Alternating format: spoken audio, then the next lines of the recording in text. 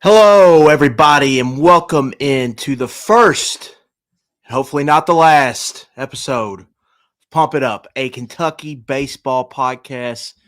New edition, new program to KSR's growing podcast catalog.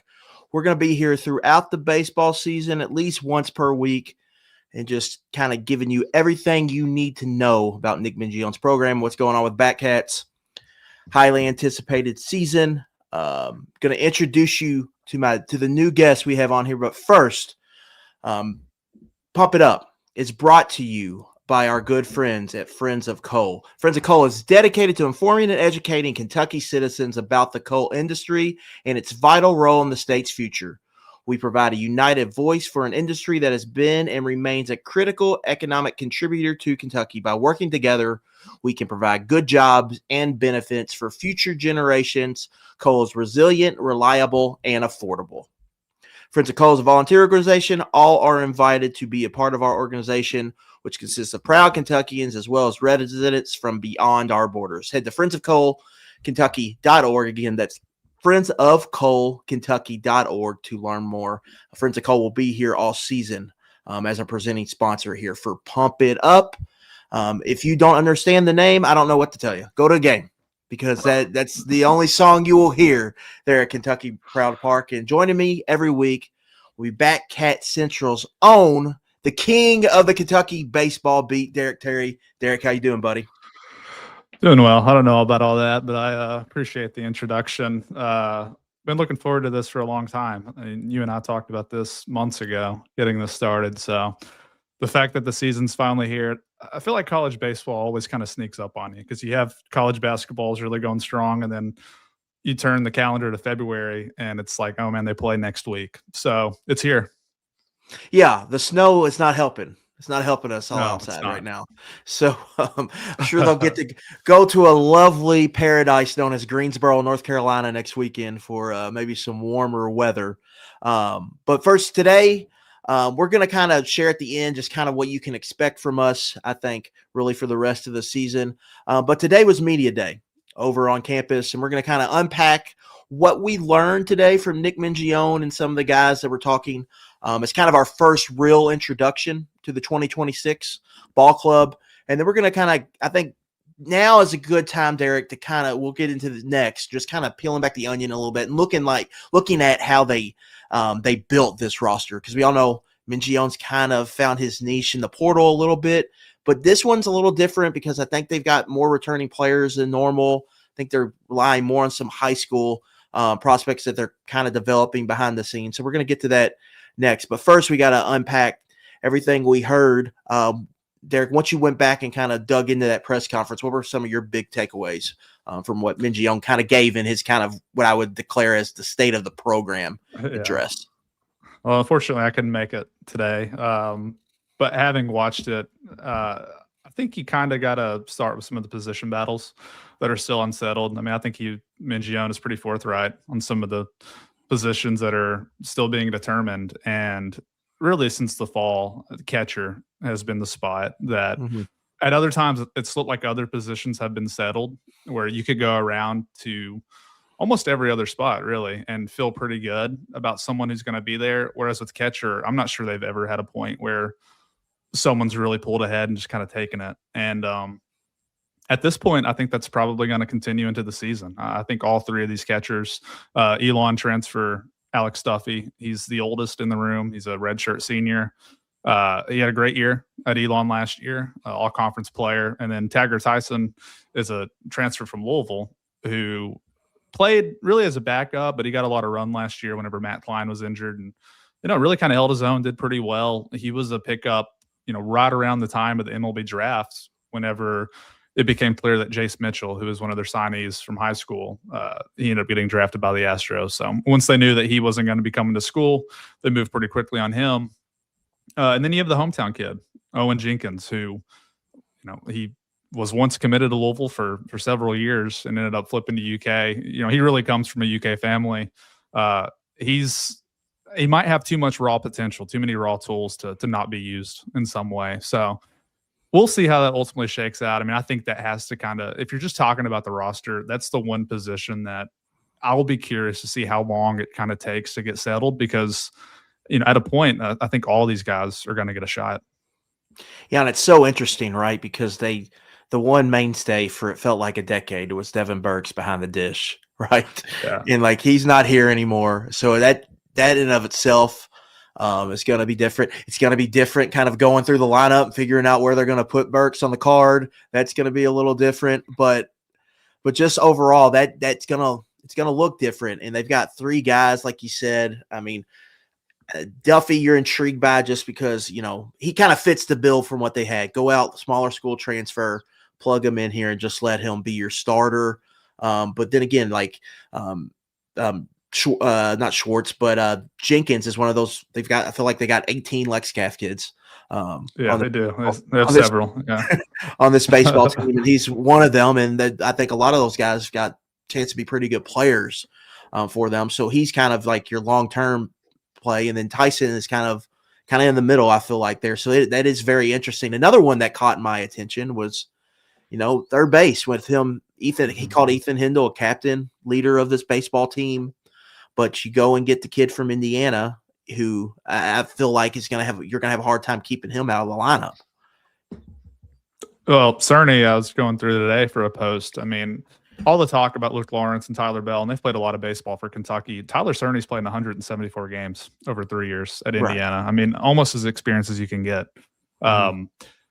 Hindle has been a favorite among players, coaches for a long time now, and was really coming into his own last year, I thought, before he got injured in practice right before the Tennessee series. So he still ended up with 22 starts. He played a little bit his freshman year early on when Mitch Daly was injured, and Grant Smith was coming back from injury. So he got a little bit of run then. He's not, if you were only to look at the average, like he's not hit very well through 2 years, but the on-base percentage last year was excellent. I mean, for the role that he was playing.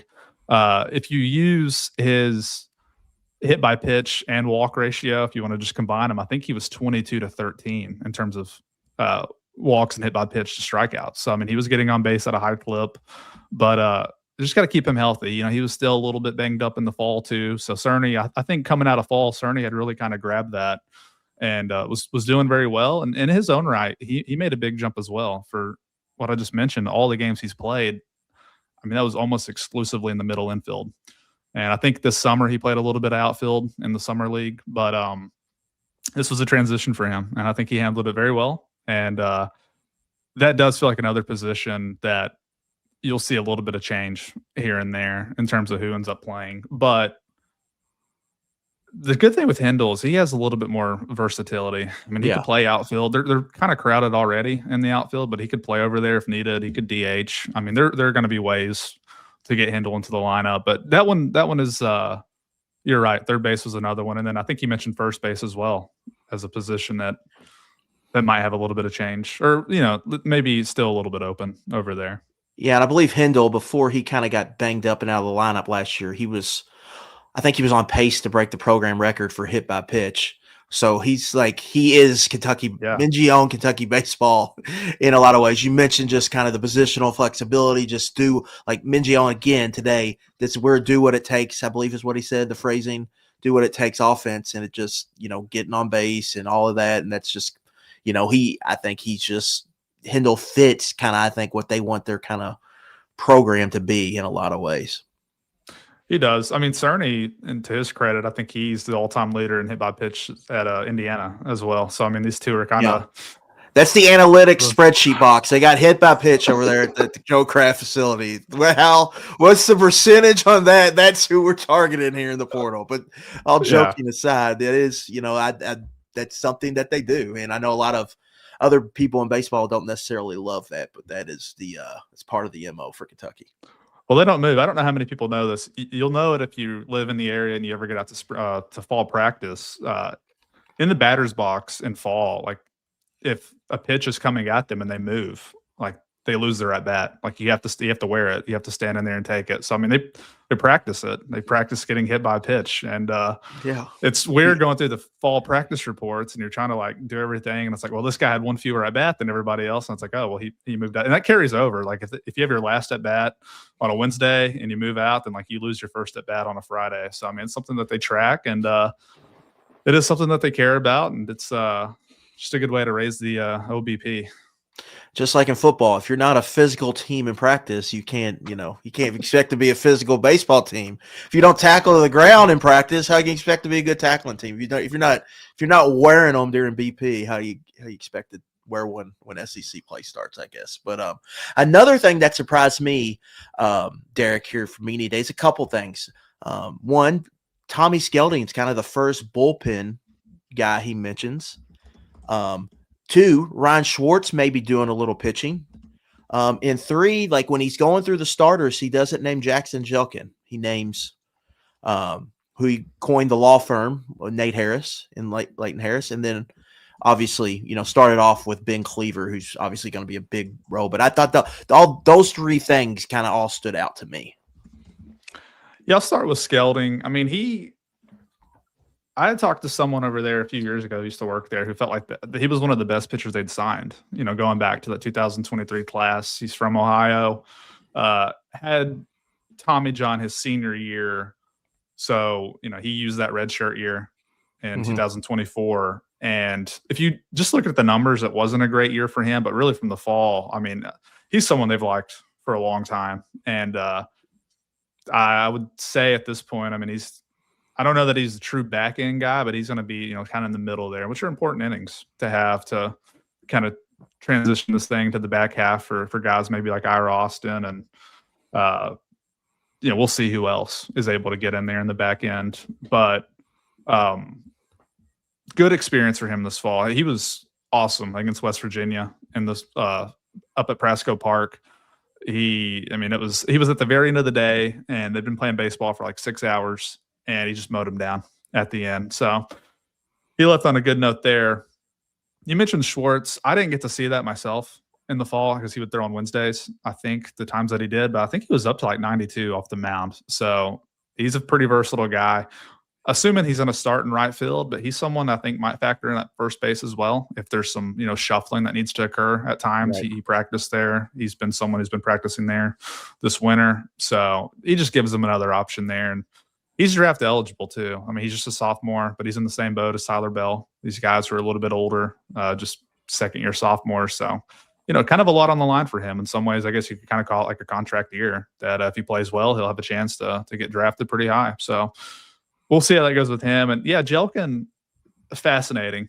I mean, really is someone who – he's the biggest wild card, right, on the team? He is. Absolutely is, I think. I mean, at his ceiling, you're talking about a guy who – I've covered the program in some form or fashion for I think 11 seasons, and I don't remember too many guys who are throwing 99. I mean, I'm sure there's been a few who have come through here, but coming off Tommy John surgery, first live action against another team since he'd been injured, and he hit 99 against West Virginia up at Prasco. But even with that, I mean, he got hit around fairly hard that day against the Mountaineers, and even every time I would see him in the fall, you would see the flashes, but it was never super clean. And that happens sometimes in the fall, though. I mean, that's maybe not a huge takeaway. Guys are working on things, and it can get a little bogged down at times. But he's been drafted twice, pitched at several different schools. He's pitched at Houston. He's pitched at Nebraska. He was in junior college. But he's only thrown 46 career innings, never in the SEC.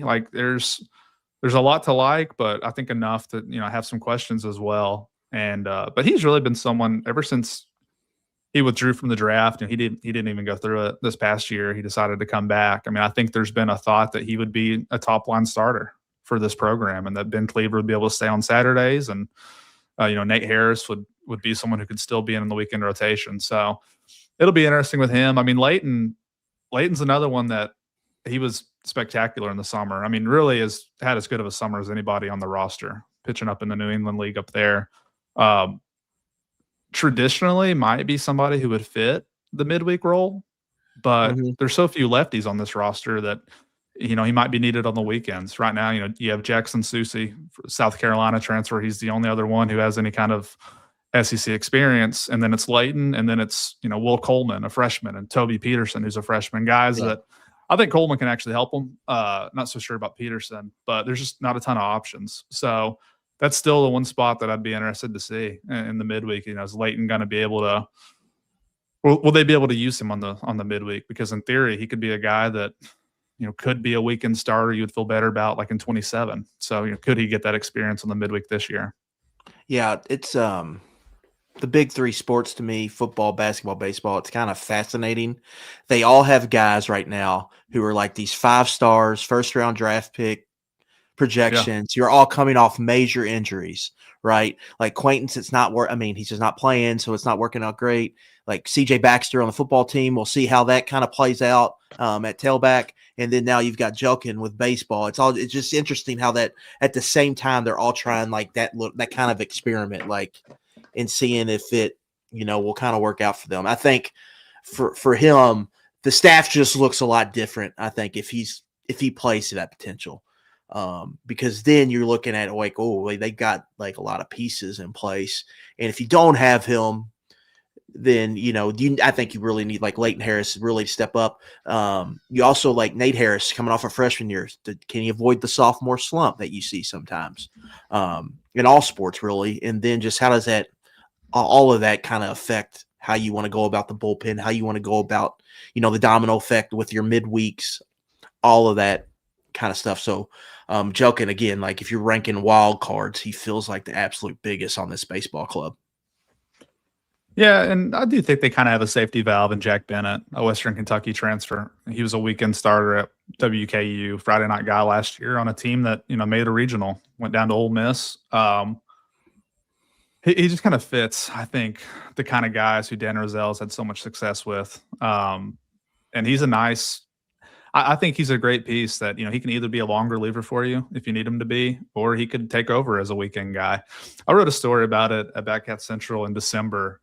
The track record for this program, for whatever reason, most of the time, whoever the first 3 guys are that start the season on the weekend, there will be some shuffling in some way. I mean, we've seen it even with the guys you would have felt great about, like Travis Smith in 2024 on the best team in school history. Started as a Friday night guy, and then I think he had a little injury, but for Trey Pusser just turned out to be the best pitcher on that team, and he was not a weekend starter going into the year. So not to say that, Bennett will turn into, the very best guy on this roster. It's nice to have those options in case things kind of don't go to plan. So I think that'll be an interesting storyline to follow because, like, you're right. I mean, Jelkin very quickly could kind of ease any kind of concerns you have about him if he's able to go out and kind of command it in a way like he just has offerings that, like Cleaver, for as solid as he is, Ben's not going to throw a fastball 97 miles per hour. That's just not the kind of pitcher that he is. Nate Harris can. Yeah. So we'll see if Nate's able to kind of be a little bit more consistent this year. I think he did a great job as a freshman, you couldn't ask for anything better. Yeah. Like he stepped into a role and it was kind of gritty. It was, kind of Kentucky baseball-esque, I guess you could say. It wasn't super flashy. And there are steps he'll need to take, I think, in order to stay in the weekend rotation. But, for the most part, I mean, he got a lot of great experience. I mean, that's kind of the crazy thing about Jelkin, man. When you think about it, like Nate Harris in 1 year at UK logged more D1 innings than Jelkin has at any point in his career. So, I mean, it just kind of shows you I hate to use the term inexperience for someone like Jelkin who has, kind of the reputation that he does is potential pretty high draft pick and someone that scouts like. It's just, we just don't know a ton about him at this level. So it really does make it all the more fascinating to see how his season will go. Right. Like, if he does get to 50 innings, what does he look like after he's banked 50 innings in a season? Like all of that is just, he's just so, the raw talent and, like the ball jumps out of his hand and all of that. The radar going to be going crazy. It's just, can he put it together for a year? And then what does that look like, in the grind of an SEC season, if he is able to hang in there as a weekend starter? And I thought you brought up a good point, Derek, on the draft eligible stuff. I don't know if people really realize the Tyler Bell thing, right? Like He is draft eligible. This is probably going to be his last year for Yeah. Kentucky baseball. It's kind of a weird rule, however that kind of shook out there. So that is definitely unique there. So but that kind of gets me to the next point, which is kind of this roster build, right? Everyone knows Tyler Bell is like the best player on Kentucky's baseball team. I think if you followed it all last year, if you're looking into them this year, you're kind of doing your preseason research, you know Bell is the guy, and they talked about it today, like just gushed about the kid, right? Work ethic. He's texting coaches at 5:30 in the morning, telling them to turn the lights on. He's in there doing BP. You know what all the greats do, right? You know, Yeah. First one in, last one out, all that. So we all know like Bell's going to be, if it all goes to plan, he's going to be one of the better players in this conference and in the country. But to me, like Derek, I look at it like this, and I want to see if you agree, and I want to see if you think Kentucky attacked it this way. Like when you got a guy like this, you kind of have to build around him, and you have to supplement him, and you have to protect him in the lineup, and you got to get the pieces around him so you can take advantage of what he could be. Do you feel like that was a huge proponent for them when they were kind of building, not necessarily a pitching staff, but this offense and just having the pieces around him where they could get guys on base, where they could get him protection, you know, batting behind him and all that comes with that? I do think to some extent they did want to do that. I mean, I think a clear emphasis this offseason was in the outfield. And it's interesting because you have guys who've come back who had a lot of experience. Carson Hansen, you know, started 28 games for him, 29 games maybe for them last year. Schwartz was coming back. You had Will Marcy got injured early in the season. He didn't hit great coming out of the gate, but he has a good track record as a college baseball player. Like I think Marcy is someone who's probably going to get another shot this year to get in there. But to go out and get Scott Campbell from USC Upstate and Jace Tarnish from St. Bonaventure, they're both coming off great years at the small college level. And when you blend those two with Cerny, who had a ton of experience, and then just the guys that had coming back, like it's reasonable to expect that Hansen, you know, if he doubles his at bats from last year, you know, Hansen could hit 20 home runs this year. Like it's not out of the question for him. Hudson Brown, we'll see. Like she's only played the 1 year. He's a redshirt sophomore, but you know, I still don't think he's someone who profiles like as a big home run hitter necessarily. But in year 2, I mean, he could double his home runs as well. And I think they felt like internally there was going to be, you know, there could be enough jumps with guys with Ryan Schwartz getting more at bats. And I mentioned Hansen, I mentioned Hudson Brown. Luke Lawrence is not kind of a home run hitter necessarily, but he's played a ton of baseball. And Luke, the great thing about him is if he hit leadoff, I think you'd feel good about it. That's where he was towards the end of last season. But if Tarnish, you know, is able to kind of hold his own at the top, then Luke could hit like anywhere in the lineup. Sure. I mean, if he's your 9 hitter, like you can turn him over there and it really kind of lengthens their lineup. So I think that was definitely a focus just to lengthen the lineup a little bit, because last year, you know, I know Minjion mentioned today that by the postseason they were performing well offensively, and they were. I mean, the game they lost to West Virginia, it wasn't because they didn't score enough runs. I mean, they scored 12 runs and lost and beat up on Clemson the day before. So, I mean, I think they felt good about a lot of the guys they had back, and it was just kind of adding. You can never call somebody a sure thing. You just never know in baseball, I mean, how it's going to go. But I felt like they went out and got guys that they thought would translate really well to this level. And all that said, I mean, really to get back to your point, though, like Tyler Bell was their best player by far last year. And he was better in conference play than he was.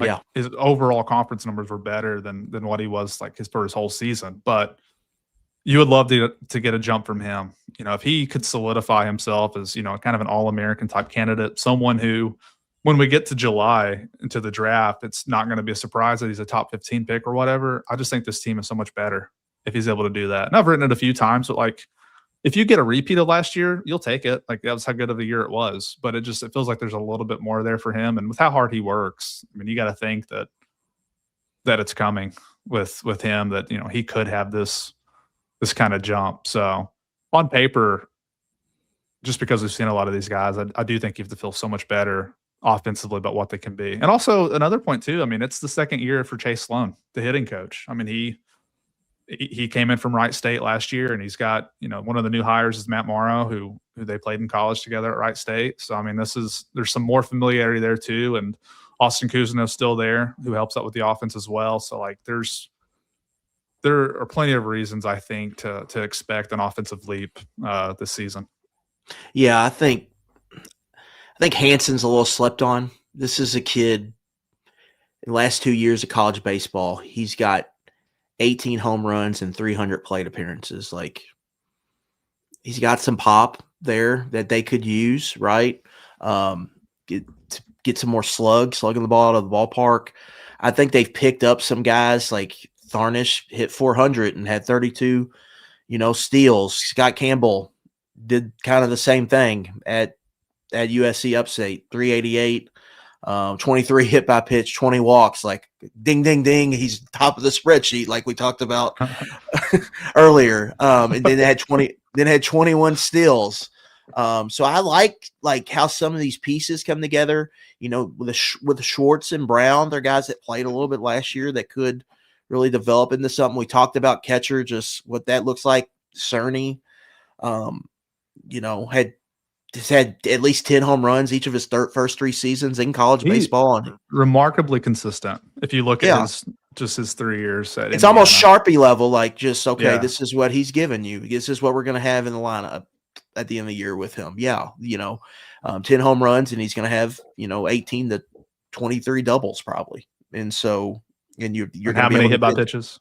Yeah. Never many hit by pitches. And then Luke Lawrence, he's been on base, on OBP north of 370 his entire career. Left-handed hitter, like you mentioned, he can move up and down the lineup, and he can steal some bases, but he's also can get you some extra base hits now and then. And so, to me, I know everyone, we kind of get pitching and defense is obviously in bunts, is obviously in hit by pitches is what Kentucky baseball is really known for. But I do think this lineup has some real upside to really score some runs for this team this year and maybe look a little different. So I'm interested to see just how that all comes together, because I think you go through it and you're like, I could really see that. I could really see, you got Bell and teams are worried about him. You got to pitch to these other guys, and if you pitch to them, they can make you pay a little bit. And so I really think they've got a chance to really surprise some people with their offense this season. Can I give you a dart throw? Yeah, absolutely. That's what we're here for. Braxton Van Cleve is a freshman who's a left-handed hitter. We were talking about Jelkin earlier. I think the farthest ball that I saw hit this fall was from Braxton Van Cleve. It was late October, and it was 30. It was probably 40. It was cold. It wasn't great. It was one of those days where I'm sure everybody was just ready to get out of there. And he hit one well over 400 feet, right center field. And he came to Kentucky. He was going to be a draft prospect, had Tommy John his senior year, just got hurt warming up out in the outfield before a game. I've heard very good things about him this winter. And if you kind of think about their lineup, you got Bell as a switch hitter who, does a lot of damage from the left side. And you got Hanson, who you mentioned. I think Alex Duffy would have that in his favor because the other 2 catchers are right-handed. So, at least he kind of gives you a look from the left side. But other than that, Tarnish, Campbell, Schwartz, Cerny. I forgot Lawrence as another left-handed hitter, but not going to offer a ton probably in the power department. So I maybe keep an eye on Van Cleve as somebody that could fill that role. I don't know that he's going to go lefty on lefty here early on, but when I think about Kentucky baseball in the preseason, how we know it right now, it's just the depth. I think they have 12, 13 guys positionally who you can play. And leaving the fall, I don't know that I would have had Van Cleve in that mix, but I think now I would. And he's someone that I think is gonna get a shot to get some at bats, and we'll see how he handles it. But he's one I would watch. For as much as we've talked about Owen Jenkins, Caden Cloud is another freshman that I think long term people feel good about. Van Cleve is one that he has my attention. I think he could be somebody to watch going into this year. And so we're talked about the lineup here, but as we switch over to pitching, they have Cleaver coming back. They've got the 2 Harrises coming back. We've talked about some of the bullpen arms, just as they went out in the portal to kind of, strengthen both the starting rotation depth and the bullpen. What do you think they were looking forward to do? And then how do you feel, I guess, about this staff in totality as they start a season? I think you got to factor into, we haven't talked about them, but they have some injured guys coming back that I think they're really going to rely on. Guys who previously were transfers. Yeah. Oliver Boone from Cal Berkeley last year. Chase Alderman transferred in from EKU.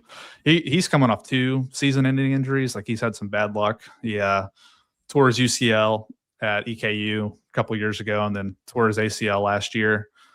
So he was someone they had really high hopes for when they brought him in from EKU. He's from Moorhead, throws hard. And then, Jelkins included in that mix as well. I think I'm forgetting one more. Will Pryor was a guy they signed out of Belmont. He unfortunately already got hurt as well, so he'll be out for this season. But in terms of the guys that they added, I mean, Bennett, Berkeley Bounds, Bryson Trikel, Ira Austin. Ira Austin's another one they brought in. But those first few that I mentioned, they all had starting experience. Connor Madison is another one from Grand Canyon. All those guys had been starters. Bounds moved into the Friday role for EKU. Trikel is at North Florida. Small schools, like, this is a big leap to go from there to the SEC, but had a lot of experience, and they kind of had metrically the things that they were looking for, things that, Dan Rozelle thought he could work with. And, Bennett and Madison, I think, would be the two that you would feel the best about playing any kind of role. Like, I don't think Connor Madison's going to start, but like he has before. He threw a no-hitter at Grand Canyon. I mean, he was, if you pay attention to like the transfer rankings, 64 Analytics had Madison as like a top 25 transfer. Like, he was their highest ranked guy who came into this class. So Austin was a clear like positional fit though, where they just needed a different look. Like, it's really funky. If you've not seen it, you could just type his name into Twitter. You'll find some stuff from him at New Orleans. Another low-level guy coming in, but that's like a true back-end bullpen arm. And then Susie was another one. Like, they just needed lefties, and they recruited a few other guys that ultimately went elsewhere. That market is really tough. It's almost like trying to get offensive linemen, and like, even if they're not that great, they're still going to get paid just because there's not that many. I mean, Susie, if you looked at his numbers last year, they weren't great, but he had legitimate offers from Georgia and Florida. Like, that's who he picked Kentucky over those schools. So I mean, like, these guys are still coveted. So it's really, and you've seen kind of a reflection. They've really tried to hone in on some more lefties out of high school, just to try to develop those guys. It's a lot cheaper if you're able to do that. But yeah, the bullpen as a whole, like, if you felt good about Jelkin, if you felt good about Cleaver and Nate Harris, like, you could really kind of be intentional in how you're trying to build around those guys. And I think having the flexibility of all those guys that I mentioned who had starting experience, it really, you're able to kind of blend in different ways. And I know something Mangione really likes is just like the different arm angles following each other. They spend a decent amount of time in the fall trying to get different looks. Someone who might throw on Friday, like, they're pretty intentional about who is thrown behind them, and they're getting feedback from the hitters, and all that goes into play whenever they kind of define these roles in the spring. Yeah, I think you bring a good point just about Madison, just, that starting experience. He's got pretty good strikeout rate. And so, like, he just that in general. And I think Bennett is really, for me at least, he's one I've gotten like, okay, this makes a lot of sense with him. Yeah, he's a UK fan. Like, he's a UK kid. Like, his family, mom and dad both went to UK. Sorry to cut you off. Go ahead. The one guy I forgot was Ron Moulin from LMU. Yeah. He's another back end guy. Yeah, Bennett, all see you say last year, WKU had a good team. He, he's a weekend starter, good numbers, can be an innings eater for you. Can also fill multiple roles, I think. And then Milan, like you mentioned, he can kind of do some things for you, fill a valuable role. To me, like, I like the depth that they have coming into this year. Now, we'll see how it plays out and how good are their starters and all of that. But to me, I think they took a lot of swings here in the portal, but they got a lot of guys, I think, with a lot of experience and have been, kind of have, skins on the wall. They've been through some fires in college baseball, and they're making the step up, but they have proven that they can they can serve at least a certain role, and you're not going to hit on all of them. You just can't miss on all of them, right? Like you need to hit on more than you miss on. And if they can do that, I think they could be in pretty good shape. Mulan, he's another one who could be a back end guy. I think that's kind of what he'll factor in as. And I think Pryor was going to be the same. I mean, I think Will Pryor had closing potential. It's a tough loss for this season, but he'll be someone who'll be back next year, and they'll probably need some more pitchers. I mean, you can't have enough. Like there are always a lot of pitchers that you just go through them, and some of these weekends, I mean, you follow college baseball. I mean, Sunday it can kind of get to the nitty gritty, and having a deep staff just helps you a ton in these games. I think it's an overall staff that we kind of mentioned that even if you have some guys that maybe don't hit the way you hoped in the weekend rotation, like you have more options. Like last year, they had to pivot to Nate Harris pretty quickly. Maybe faster than they would have wanted to. Whereas this year, like you'll have a lot more options to get to, and the hope will be that they don't need it and that you can kind of settle these roles early and go from there. But as we know, like it's typically not how it works out. I mean, there's always some kind of wrench being thrown into things. Yeah, and like Derek mentioned earlier, the sidearm that Austin is bringing to Kentucky Proud Park, like it's gonna. Just trust me. You're gonna go to the game and scream it. That guy's funky out there. What's going on? And so that's gonna be. I think that's gonna hit a lot of people. Like, oh, what is going on out here? So yeah, but I think he's gonna have a really kind of big role for them. The next pitching thing I wanted to get to, Derek, was just Ben Cleaver. Just like, what are your expectations for him? Because I look at Cleaver, man, he looks like a guy that I watch him and I'm like, he just knows how to pitch. He knows how to get guys out. But I think, you also watch him and you realize, well, he doesn't have, nothing super, like you're not super impressed just from the ball coming out of his hand, I guess I should say. So what are your kind of expectations from him? And do you think he can build on a season where he had the program's highest raw strikeout number since 2019 in 92 punch-outs? Yeah, I mean, he's got the most returning strikeouts since Zach Thompson, so that's good company to be in. Yeah, absolutely. Zach was an incredible pitcher at UK. I do think he can build on it. He's the one that I think you got to feel the best about. I mean, It was a huge deal last year. I thought we didn't talk about it a ton, but like Ben had a hard time recovering after his outings as a freshman, and he only threw He had 6 appearances. He threw 6.1 innings as a freshman. So to jump from that to 83 innings last year, had the success that he had. I mean, for as much as you can dream on Jelkin, Nate Harris, like we mentioned, he battled last year. Like he got some great experience. Well, with Cleaver, like we've seen it. He's gone through the gauntlet of the SEC and he's performed. He was outstanding, 3.36 ERA for the season. So I have very high expectations for him. Like I would still say he's their best pitcher. I mean, I don't know how you could argue that right now. I mean, he's certainly the most accomplished if you want to put it that way. So you're right. I mean, he's somebody that he's another draft eligible guy because he's going into his junior year, and he's one that like I don't know what that looks like at the next level. I don't know what teams think about him, but at the college level, it's just someone who knows how to pitch.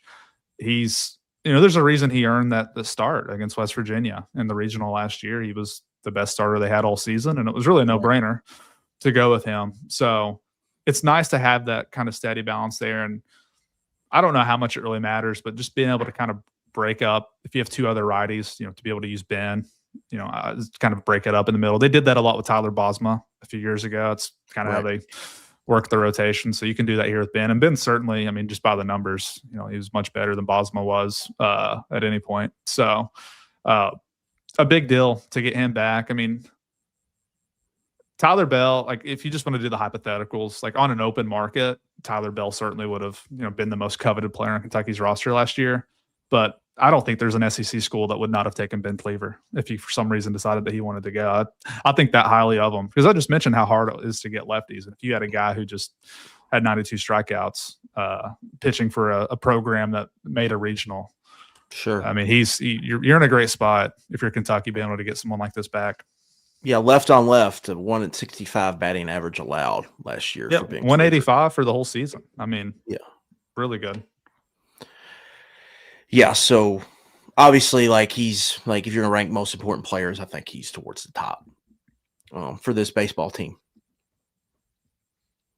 I think I would have him probably. I mean, behind Bell. I think there's a good case for him to be number 2. Honestly, Yeah, absolutely. I think I think they brought out 3 guys today for us to talk to. I think Bell and Cleaver were. I think there was a reason for that, right? Like that these are our horses that we're going to rely on this season. And so, Derek, as we kind of wrap up here, is there anything else, big picture from we're going to kind of get into kind of season expectations next week, preview kind of the first weekend. But is there anything that just media day or here recently that you want to touch on before we wrap it up today? I mean, you mentioned having Cleaver and Bell. Those are 2 obvious ones, right, for media day. I think it really does speak to Ethan Hindle. We mentioned on him earlier. This is a guy who he might start at third base. He might not. Like, we'll see opening day. But to have him go out there, I think it says a lot about how his teammates feel about him, how the coaches feel about him. This is a great – I don't know if I want to call him like a glue guy necessarily, but it's just a great guy to have in the clubhouse. And that matters. It matters having guys like that. And he's someone who he can play multiple positions. He can, he can pinch hit if you need to late in the game. I mean, like he helps you. I think he was. I don't have his stats pulled up, but I think he stole quite a few bases last year too. I'm pretty sure he was pretty successful in that regard. So really a good all around player. So I think giving him kudos, and I think that was a big deal for him because there were some other guys they could have gone with. I mean, Schwartz would have been one. Like, it's projected to have a really solid year, and to go with Hindle, I think was a good thing. But really, Luckett, I just think in terms of this podcast, like I think it's great that, like I said, I've been covering for a long time now, and steadily each year it's grown to where people are more and more interested. I mean, I don't know that I could have started something like what I did 10 years ago. Like, I just don't know if there would have been the interest. So to have people watching us right now live on a show talking UK baseball a week before it ever begins, I hope we're able to deliver a show where people come and enjoy it, but also feel like they've learned something having listened to this. Yeah, or if they don't, we'll try better next time. I mean, that's short mentality. But yeah, I think yes. To me, it's a credit to Nick Mingio, right? Like, he's kind of built this up. Things got – what was the year it canceled? Like the COVID year, that was a bad baseball team. Yeah, I don't think that year was going to go well. That things were real shaky for him there, and then they've just kind of I think some coaches have sunk in the portal era and some have thrived. I think he's the latter here. Like, he's really figured it out. They've really taken off. I think Dan Roselle was a huge hire for them. That was right around the time of the COVID year, I believe, is when he first started. First year. Yeah. And so they've done it over 2 staffs too, if you think about it, because Will Coggin and Dan Roselle were both hired pre, like the old way of what we thought about college baseball, where you still recruited high schoolers and JUCOs, pre-portal. Those Dan's still here, but Coggin's moved on. They've had some other guys move on, and they've kind of kept it right on rolling. Yeah, so I think they just keep stacking, and they've really done a good job, I think, reloading. And the thing that's fascinating about this team is I feel like you're seeing more of the high school recruiting when show up on the field, be developed into players, while you're also getting, some big transfer, kind of additions. Like, Jay Starnish is obviously kind of the big one. I'm very interested to see just how he transitions to this level. And there's some other ones there too. Cerny, I think, is, you feel pretty safe projecting what he's going to give this baseball club this year. But overall, I think just as a program, it feels like they're still ascending a little bit, and they're entering a year where I think if they catch some bounces here and some of the pieces fit the way they're projecting them to fit, they've got a chance to really make some noise and be a threat, I think, when the postseason rolls around, and that gets you excited. And I think the fans are excited for it too. They got it. To me, Derek, they all like the NCAA tournament in baseball is a very fun product. It's very fun to be involved in it. And I think Kentucky fans got a taste of it, and, they keep getting a little bit of it, and they keep winning. And so you keep doing that. You build, obviously the phrase, you build it they will come. I think you have some of that, and because of that, we got a good little old program on KSR called Pump It Up to cover Kentucky baseball, and we'll be here all season.